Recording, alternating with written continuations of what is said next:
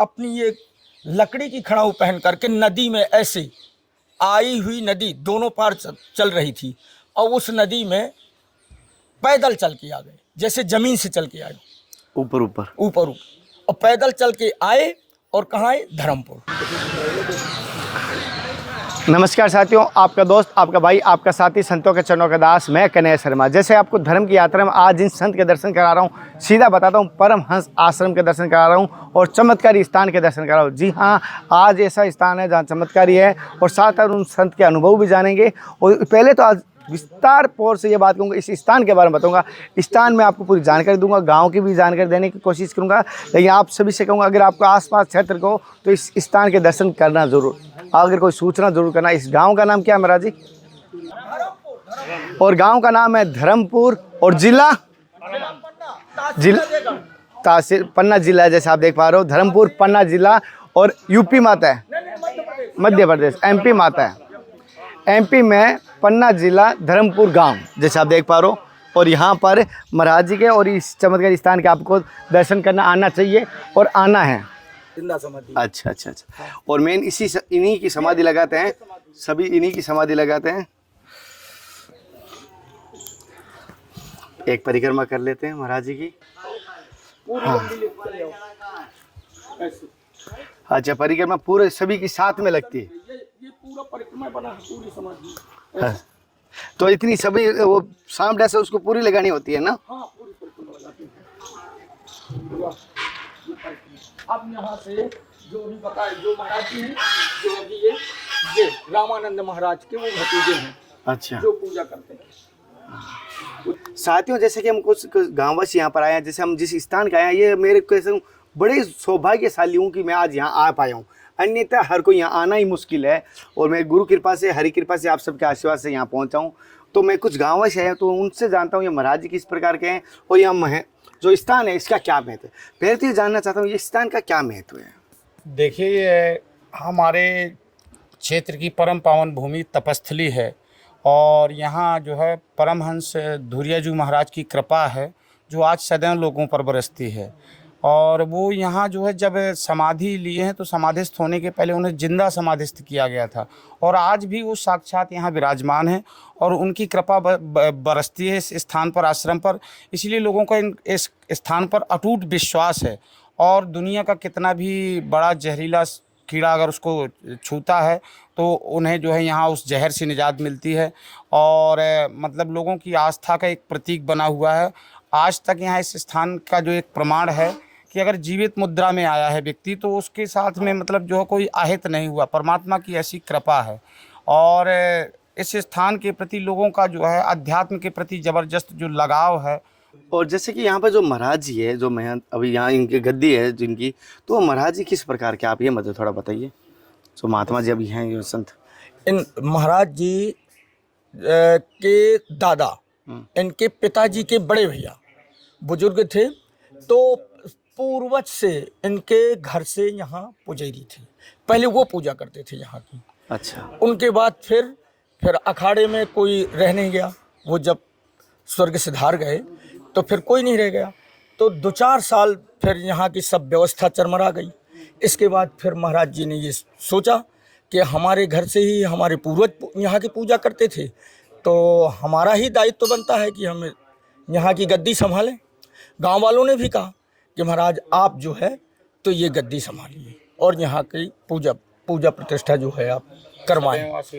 तो गांव वालों के बात मान करके और घर वालों की ना बात मान के, घर वालों ने बहुत मना किया, रोए पीटे आए, इनको सब मना कर रहे थे। फिर भी वो उनकी लगन लग गई कि नहीं, हमें तो यहाँ की सेवा करना है। अच्छा। तो आकर के वो फिर सेवा में लग गए इधर की अखाड़े की। जैसे इन्होंने बताया। और सबसे पहले क्या है, पूर्वज हमारे बताते हैं, हमारे जो पूर्वज हैं वो बताते हैं परमहंस महाराज और धुरिया महाराज के बारे में।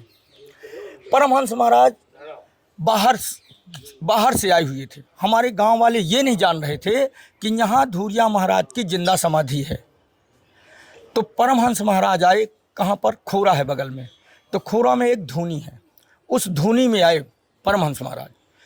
तो वहाँ कुछ दिन रहे। वो रहने के बाद फिर वहाँ कुछ ऐसा गांव वालों का व्यवहार थोड़ी सी ठीक नहीं लगा उन्हें। बरसात का सीजन था, खोरा के बगल से नदी आई हुई है, तो कुछ लोगों ने ऊटपटांग शब्दों का उपयोग कर दिया महाराज के संबंध में। तो महाराज वहाँ से नाराज़ हो गए और नाराज़ होकर के अपनी ये लकड़ी की खड़ाऊ पहन करके नदी में ऐसे आई हुई, नदी दोनों पार चल रही थी और उस नदी में पैदल चल के आ गए, जैसे ज़मीन से चल के आए, ऊपर और पैदल चल के आए। और कहाँ आए? धर्मपुर। यहाँ बहुत जंगल था पहले, गांव सिर्फ उधर था जो पुराना थाना है, उतने में गांव सीमित था और इधर बहुत जंगल था। केवल यहाँ पर ये कुआं भर था जो दिख रहा था।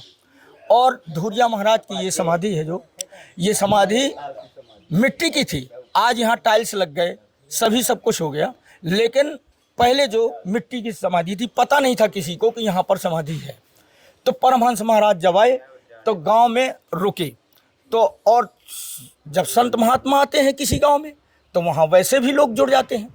तो कुछ लोग आए उनके पास, तो बोले चलो तुम्हारे धर्मपुर में धुरिया महाराज की जिंदा समाधि है, तो वहाँ की साफ सफाई करो और मुझे यहीं पर रहना है, आपके इस आश्रम में ही मुझे अपना आश्रम बनाना है, यहाँ रहना है। तो गांव वाले आए, बोले महाराज कहाँ पर? बोले चलो। बताया उन्होंने कि ये है, या ये स्थान है, यहाँ पर धुरिया महाराज की जिंदा समाधि है। सर्प काटने पर इनके परिक्रमा करने से सर्प का जहर अपने आप खत्म होता है। आज हजारों वर्ष से, पीढ़ी दर पीढ़ी से यही क्रम चलता आ रहा है। इस क्षेत्र में किसी को भी कोई भी नांग हो काट ले तो आदमी अस्पताल की तरफ तो दिमाग लगाता ही नहीं कि मुझे हॉस्पिटल जाना चाहिए, उसको ये है, इतनी आस्था है कि मुझे धर्मपुर अखाड़े जाना चाहिए, धुरिया महाराज के। कहीं ना कहीं हो सकती है, लेकिन कोई ऐसा नहीं कहता क्या? कोई ऐसा कोई नहीं कहता गाँव का पढ़ा लिखा कि डॉक्टर के पास जाओ या क्या दवाई लो? नहीं, कोई कहे भी कि आप हॉस्पिटल जाओ तो वो नहीं जाना चाहता आदमी। ऐसी ऐसी घटनाएं हैं यहाँ पर। बगल में रामनगर गांव है, कहाँ तक तो आज तक बचता ही नहीं है सांप का काटना। वो डॉक्टर कहाँ बचा ही नहीं पाता है सांप के काटने से। हाँ। वो हम तो मैं अभी आज आपने बता रहे थे कोई सांप काटा हुआ आए हुए हैं, आए हैं ना अभी, आज अभी तत्काल प्रमाण देखिए, तत्काल प्रमाण यहीं बगल से तीरथपुर गांव है, कोई तीरथपुर गांव आसपास गांव है और अभी यहाँ पर कोई आए हुए हैं और एक माताराम को काट लिया है। अभी चले आप देखिए, हाँ अभी देख सवेरे उनकी बहुत हालत खराब थी, अब देखो वो ठीक हो गई, बोलने लगी। सवेरे बोल भी नहीं पा रही थी, सवेरे बोल भी नहीं पा रही थी। अभी जो सांप की बात कर रहे थे और एक अभी यहाँ आए हुए हैं माता जी। लाइट जलाइए। सवेरे कहाँ पर काटा था बताओ? अब कैसा बताओ कहाँ पर काटा है? ये देखो, बोल के बताओ अच्छे से। यहाँ पर पैर लग गया था। अच्छा, यहाँ काटा नजदीक आ जाओ। यहाँ सांप काटा, कब काटा माता जी? 5 बजे। अच्छा, अब आराम है यहाँ पर आने के बाद? मुंह से बता, मुंह से बोल, बोलते जाओ, नहीं बोलते जाओ। बोल से बता। माता जी यहाँ पर वजह से आप साक्षात देख पा रहे हो किस प्रकार सांप से डसा हुआ भी यहाँ पर परिक्रमा मात्र से ही बचता है। ये स्थान का महत्व है।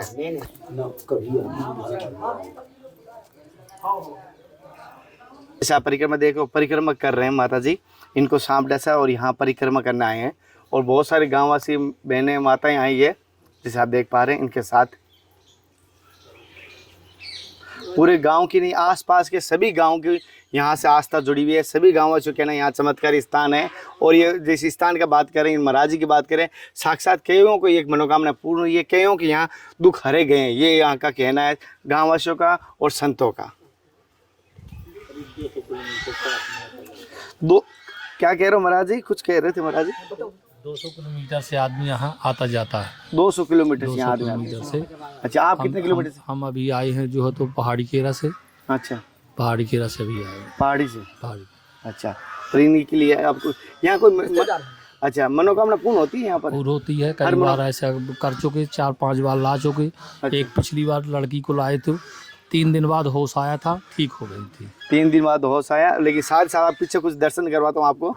बतख भी है महाराज जी यहाँ पर, देखो बहुत सारे बतख हैं। आवाज देती हैं?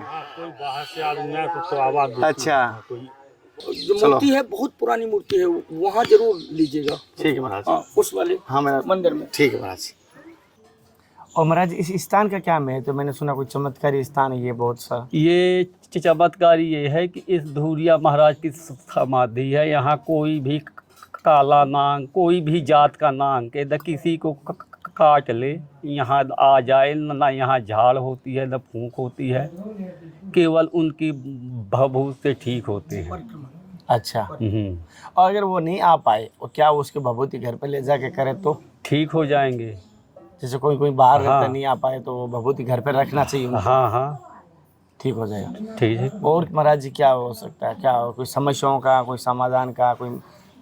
भूत प्रेत भी ठीक होते हैं। आपकी कोई भी मनोकामना हो, यहाँ आप अर्जी लगाएं, आपकी मनोकामना पूर्ण होगी। अच्छा, कोई अर्जी लगाने को कोई पैसा लगता है या कोई ऐसा? कोई नहीं पैसा। तो बहुत सारे के आज के समय ऐसा लगाए अर्जी लगाने के लिए पैसा धंधा दुकान चालू किया हुआ है, कोई नहीं, ऐसा पैसा वैसा कुछ नहीं लेते आप? कुछ नहीं। महाराज जी आप यहाँ अकेले रहते हो तो भोजन प्रसाद की कैसे व्यवस्था होती है महाराज? अकेले हैं हम यहाँ पर। हाँ, भोजन प्रसाद की व्यवस्था गांव से होती है। गाँववासी मिल के कर देते हैं? हाँ, गांव वासी एकदम मिल करके करते हैं। अच्छा, और आप अन्न ग्रहण करते हैं या फैला रहे हैं किस पर? हाँ, अन्न ग्रहण करते हैं। अच्छा, और महाराज जी आप गुरु मंत्र की भजन करते हैं या कोई अलग मंत्र है कोई ऐसा? हाँ, गुरु मंत्र का। अच्छा, और महाराज जी तो महाराज जी आपको कभी ऐसे राम जी के अपने गुरु जी के दर्शन हुए, कभी यहाँ पर अनुभूति हुई? हाँ, अनुभव तो हुई। कैसे, थोड़ी लीला बताओ, किस प्रकार वो दर्शन हुए, क्या लीला हुई थी उस दिन की?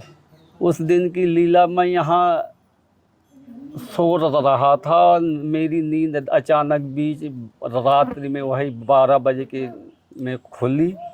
एक छोटा सा इतना बालक यहाँ घूम रहा था, इतने इतने बाल थे उसके,